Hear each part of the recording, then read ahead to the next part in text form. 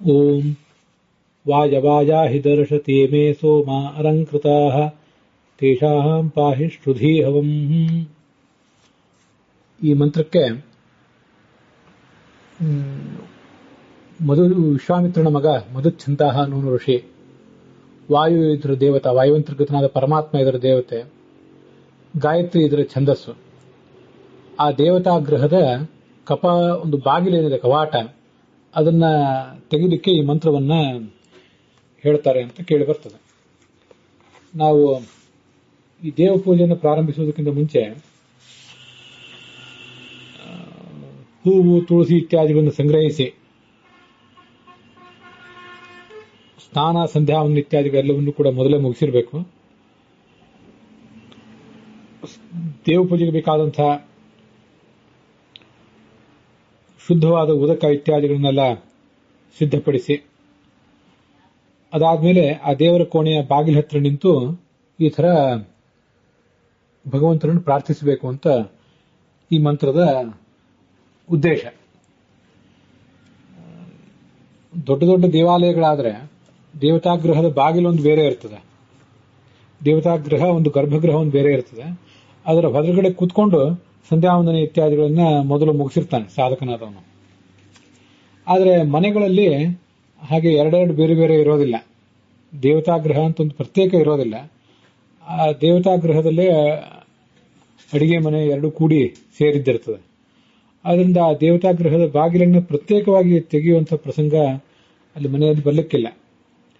ಆದರೂ ಮಾನಸಿಕ ಅನುಸಂಧಾನವನ್ನಾದರೂ ಈ ತರ ಮಾಡ್ಕೊಳ್ಬೇಕು. ಈ ಮಂತ್ರ ಋಗ್ವೇದದ ಋಗ್ಭಾಷ್ಯದಲ್ಲಿ ಆಚಾರ್ಯರು ಉದ್ಧರಿಸಿದಂತಹ ಒಂದು ಮಂತ್ರ ಇದು. ಅದಕ್ಕೇನರ್ಥ? ಅಲ್ಲಿ ಭಗವಂತನನ್ನ ದರ್ಶತ ಅಂತ ವರ್ಣನೆ ಮಾಡಿದ್ದಾರೆ. ದರ್ಶತ ಅಂದ್ರೆ ತತದೃಷ್ಟಿ. ಋಗ್ಭಾಷ್ಯದಲ್ಲಿ ಹೀಗೊಂದು ವರ್ಣನೆ ಮಾಡ್ತಾರೆ.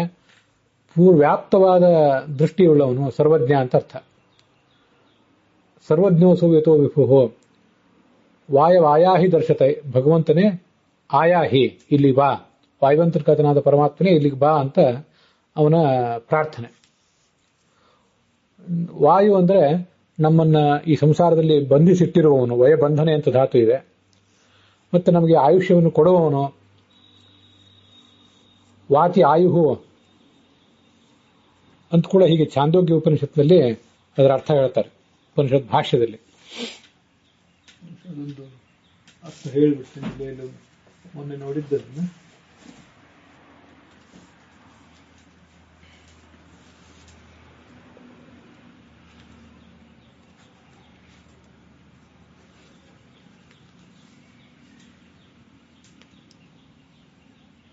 ವಾಯುನಾಮ ಸ ವಾಯುಸ್ಥಃ ವಾತಿ ಆಯುಶ್ಚ ಯಥೋಸ್ಯ ತತ್ ಅಂತ. ಅವನು ವಾಯುವಿನಲ್ಲಿ ವಾಯು ಎಂಬ ಹೆಸರಿನಿಂದಲೇ ಇದ್ದಾನೆ. ವಾತಿ ಆಯುಶ್ಚ ಯತಃ, ಈ ಜೀವನಿಗೆ ಆಯುಷ್ಯವನ್ನ ಕೊಡುವಂಥವನು. ಆ ಕಾರಣದಿಂದಾಗಿ ಅವನನ್ನ ವಾಯು ಅಂತ ಹೇಳ್ತಾರೆ. ವಯಬಂಧನೆ ಅಂತನೋ ಧಾತುವಿನಿಂದ ವಾಯು ಧಾತು, ಈ ವಾಯು ಎಂಬ ಶಬ್ದ ಹುಟ್ಟಿದೆ ಅಂತ ಅನ್ನೋದನ್ನ ತೈತರಿಯ ಭಾಷ್ಯದಲ್ಲಿ ಹೇಳಿದ್ದಾರೆ. ಹಿಂದೆ ವಾಯು ಶಬ್ದದ ಅರ್ಥವನ್ನು ಅನೇಕ ಬಾರಿ ನಾವು ಸಂಧ್ಯಾವಂದನದ ಪ್ರಸಂಗದಲ್ಲೆಲ್ಲ ನೋಡೇ ಇದ್ದೇವೆ. ಆದ್ರಿಂದ ಅದನ್ನಲ್ಲಿ ಹೆಚ್ಚು ಇಲ್ಲಿ ನೋಡೋದು ಬೇಡ. ಹೀಗೆ ಸರ್ವಜ್ಞನಾದಂಥ ವಾಯುವಿನಲ್ಲಿ ಅಂತರ್ಗತನಾದ ಭಗವಂತನೇ ಬಾ ಅಂತ ಅವನು ಪ್ರಾರ್ಥನೆ. ಮತ್ತೆ ಇಮೇ ಸೋಮ ಅಲಂಕೃತಾಹ, ನಾನು ಸೋಮ ಎಂಬ ಬಳ್ಳಿಯನ್ನು ಹಿಂಡಿ ಇಟ್ಟಿದ್ದೇನೆ, ಅದನ್ನು ಅಲಂಕರಿಸಿ ಇಟ್ಟಿದ್ದೇನೆ.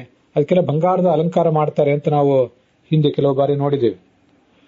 ಇಲ್ಲಿ ನಾವು ದೇವ ಪೂಜಾ ಸಂದರ್ಭದಲ್ಲಿ ಬಂಗಾರದಿಂದ ಅಲಂಕೃತವಾದ ಸೋಮರಸ ಯಜ್ಞಕುಂಡದಲ್ಲಿ ಹಾಕುವುದು ಯಾವುದು ಅಂದ್ರೆ, ಭಕ್ತ್ಯಾದ್ಯಲಂಕೃತ ಸೋಮಾಹ ಮನಾಂಸ್ಯೈತೆ ಹಿರಣ್ಯತಃ ಹಿರಣ್ಯಾಲಂಕೃತಾಹ ಯಸ್ಮಾತ್ ಹೂಯಂತೆ ವಾಯವೇ ಸುತಾಹ.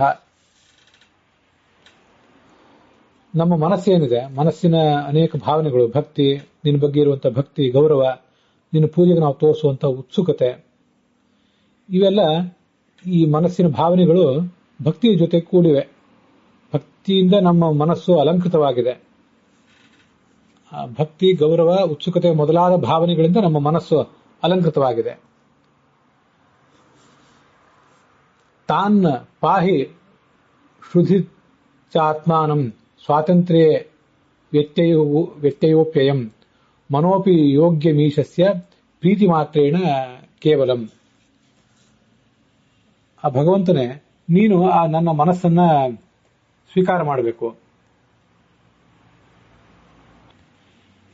ಮತ್ತೆ ಶ್ರುಧಿ ಹವಂ, ಹವ ಅಂದ್ರೆ ನಾನು ನಿನಗೆ ಮಾಡಿದಂತಹ ಆಹ್ವಾನ, ಆ ಆಹ್ವಾನವನ್ನು ನೀನು ಸ್ವೀಕಾರ ಮಾಡಿ ನನ್ನ ಬಳಿಗೆ ಬರಬೇಕು ಅಂತ ಅದರ ಪ್ರಾರ್ಥನೆ. ದೇವಗೃಹದ ಒಳಗೆ ಪ್ರವೇಶ ಮಾಡುವುದು ಹೇಗೆ ಅಂದ್ರೆ 3 ಬಾರಿ ಚಿಟಿಕೆಯಿಂದ ಶಬ್ದ ಮಾಡಬೇಕಂತ. 3 ಬಾರಿ ಚಿಟಿಕೆಯಿಂದ ಶಬ್ದ ಮಾಡಿ ಬಲಗಾಲನ್ನ ಒಳಗಿಟ್ಟು ಪ್ರವೇಶ ಮಾಡಬೇಕು. ಮತ್ತೆ ಹೊಸ್ತಲನ್ನು ಕೂಡ ತುಳಿಯಬಾರದು ಅಂತ ಹೇಳ್ತಾರೆ. ಅದ್ರ ಮುಂದೆ ಬರುವಂತಹ ಮಂತ್ರ ಅಗ್ನಿನಾಗ್ನಿ ಸಮಿಧ್ಯತೆ ಕವಿರ್ ಗೃಹಪತಿರಿಯುವ ಹವ್ಯವಾ ಜುಹ್ವಾಸ್ಯ ಅಂತ. ಈ ಮಂತ್ರದಿಂದ ದೀಪವನ್ನು ಹಚ್ಚಬೇಕು ಆ ದೇವಗೃಹದಲ್ಲಿ, ಅಥವಾ ಈಗಾಗಲೇ ಹಚ್ಚಿದ್ರೆ ಅದನ್ನ ಸ್ವಲ್ಪ ದೊಡ್ಡದು ಮಾಡಬೇಕು.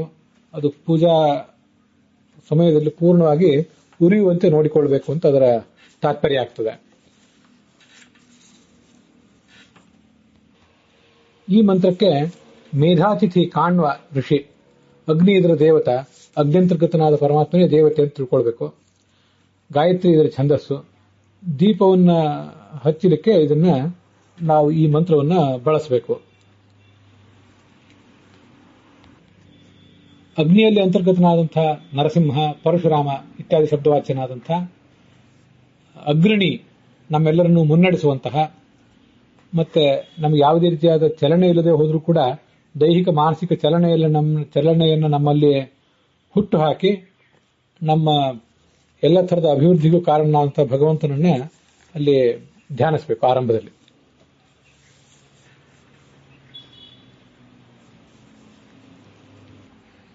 ಈ ಅಗ್ನಿನಾಗ್ನಿಹಿ ಅನ್ನೋ ಮಂತ್ರಕ್ಕೆ ಹೀಗೆ ಅರ್ಥ ಆಗ್ತದೆ. ಕವಿ ಅಂದ್ರೆ ಎಲ್ಲವನ್ನೂ ತಿಳಿದವನು ಅಂತ ಅರ್ಥ. ಗೃಹಪತಿ ಅಂದ್ರೆ ನಮ್ಮ ಮನೆಯನ್ನು ರಕ್ಷಿಸುವವನು ಅಂತ ಅರ್ಥ. ಯುವ ಅಂದ್ರೆ ನಿತ್ಯ ತರುಣನಾದಂಥ ಭಗವಂತ. ಹವ್ಯವಾಟ್, ದೇವತೆಗಳಿಗೆ ಹವಿಸನ್ನು ಒಯ್ದುಕೊಡುವಂತಹ ಅಗ್ನಿ. ಅಗ್ನಿಗೂ ಎಲ್ಲ ವಿಶೇಷಣಗಳು ಹೊಂದುತ್ತವೆ. ಆ ಅಗ್ನಿಯಲ್ಲಿದ್ದು ಆ ದೇವತೆಗಳನ್ನ, ಆ ಹವಿಸ್ಸನ್ನು ಎಲ್ಲ ದೇವತೆಗಳಿಗೂ ಉಣಿಸುವವನು. ಅಗ್ನಿ ತೆಗೆದುಕೊಂಡು ಹೋಗಿ ಕೊಡುವವನು. ತಾಯಿಯಷ್ಟು ತಂದೆ ಮಕ್ಕಳಿಗೆ ಆಹಾರವನ್ನು ಕೊಡುವಂತೆ ಈ ಭಗವಂತ ಎಲ್ಲ ದೇವತೆಗಳಿಗೂ ಹವಿಸ್ಸನ್ನು ಉಣಿಸ್ತಾನೆ. ಚುಹ್ವಾಸ್ಯ, ಅವನ ಮುಖದಲ್ಲೇ ನಾವು ಈ ಹವಿಸ್ಸನ್ನು ಹೋಮಿಸ್ತೇವೆ. ಅಗ್ನಿಯ ಮುಖದಲ್ಲಿ ಹೋಮಿಸ್ತೇವೆ. ಮತ್ತು ಆ ಅಗ್ನಿಯ ಮುಖದಲ್ಲಿ ಭಗವಂತನ ಮುಖ ಇದೆ. ಅದರಲ್ಲಿ ಈ ಹವಿಸ್ಸನ್ನ, ತುಪ್ಪವನ್ನ ಅಥವಾ ನಮ್ಮ ಭಕ್ತಿಯನ್ನು ನಾವು ಹೋಮಿಸ್ತೇವೆ. ಅಂತಹ ಅಗ್ನಿ ದೇವತಾ ಅಗ್ನಿನ ಸರ್ವೋತ್ತಮನಾದಂಥ ಪರಶುರಾಮ ರೂಪಿಯಾದ ಭಗವಂತನಿಂದ ಸಮಿಧ್ಯತೆ ಬೆಳಗ್ತಾನೆ. ಅದರ ಅರ್ಥ ಏನು? ಈಗ ಜಗತ್ತಿನಲ್ಲಿ ಒಂದು ದೀಪವನ್ನು ಹಚ್ಚಬೇಕಾದ್ರೆ ಇನ್ನೊಂದು ದೀಪವನ್ನು ತಂದು ಈ ಮೊದಲನೇ ದೀಪವನ್ನು ಹಚ್ಚುತ್ತೇವೆ ಆರಿ ಹೋಗಿದ್ರೆ. ಅಂತೂ ಆರಿ ಹೋದ ದೀಪವನ್ನು ನಾವು ಬೆಳಗಲಿಕ್ಕೆ ಮತ್ತೊಂದು ಯಾವುದಾದ್ರೂ ಬೆಂಕಿಯ ಮೂಲವನ್ನು ಅವಲಂಬಿಸ್ತೇವೆ. ಜಗತ್ತಿನಲ್ಲಿರುವುದೇ ಹಾಗೆ. ಅದರಂತೆ ಈ ದೇವಗೃಹದಲ್ಲಿರುವಂತಹ ಅಗ್ನಿ, ಭೌತವಾದ ಅಗ್ನಿ, ಅದರಲ್ಲಿರುವಂತಹ ಅಗ್ನಿ ಎಂಬ ದೇವತ, ಇವರಿಬ್ಬರು ಕೂಡ ನಮಗೀಗ ಆ ಪ್ರಸಂಗದಲ್ಲಿ ಸ್ತೋತ್ರಕ್ಕೆ ಪಾತ್ರರಾಗ್ತಾರೆ. ಭಗವಂತನಾದ ಪರಶುರಾಮ ರೂಪಿಯಾದ ಆ ಅಗ್ನಿಯಿಂದ ಈ ಲೌಕಿಕ ಅಗ್ನಿಗೆ ಒಂದು ಬೆಳಕು ಬಂದಿದೆ, ಪ್ರಕಾಶ ಬಂದಿದೆ, ತೇಜಸ್ಸು ಬಂದಿದೆ. ಹಾಗೆ ಜ್ಞಾನವೆಂಬ ಬೆಳಕು ಕೂಡ ಬಂದಿದೆ. ಈ ಮಂತ್ರವನ್ನು ಹೇಳುವಾಗ ನಾವು ಜಾಮದಗ್ನಾದಿ ರೂಪವಾನ್ ಜ್ಞಾನಾದ್ಯುತ್ಪಾದಕ ಅನ್ನುವ ಮಾತನ್ನ ನೆನಪು ಮಾಡ್ಕೊಳ್ಬೇಕು. ಭಾಗವತ ತಾತ್ಪರ್ಯದಲ್ಲಿ ಹೇಳ್ತಾರೆ, ಕೃಷ್ಣ ಎಂಬ ರೂಪದಿಂದ ದೋಷವನ್ನು ನಾಶ ಮಾಡ್ತಾನೆ ಭಗವಂತ. ಹಯಗ್ರೀವಾದಿ ರೂಪದಿಂದ ಜ್ಞಾನವನ್ನು ರಕ್ಷಿಸ್ತಾನೆ. ಜಾಮದಗ್ನಾದಿ ರೂಪವಾನ್ ಜ್ಞಾನಾದ ಉತ್ಪಾದಕ ಅಂತ ಹೇಳ್ತಾರೆ. ಹೀಗೆ ಇಲ್ಲಿ ಅಗ್ನಿ ಶಬ್ದವಾಚ್ಯನಾದ ಪರಶುರಾಮ ಈ ಲೌಕಿಕ ಅಗ್ನಿಯನ್ನು ಬೆಳಗಿಸುವುದು ಅಂದ್ರೆ ಅವನಿಗೆ ಬಾಹ್ಯವಾದ ತೇಜಸ್ಸನ್ನು ಕೊಡುವುದು ಅಂತನೂ ಅರ್ಥ. ಹಾಗೆ ಜ್ಞಾನದ ಬೆಳಕನ್ನು ಕೊಡುವುದು ಅಂತನೂ ಅರ್ಥ ಆಗ್ತದೆ. ಹೀಗೆ ಈ ಮಂತ್ರವನ್ನು ಹೇಳಿ ದೀಪವನ್ನು ಅಲ್ಲಿ ಬೆಳಗಿಸಬೇಕು ಅಂತ ಪದ್ಧತಿ.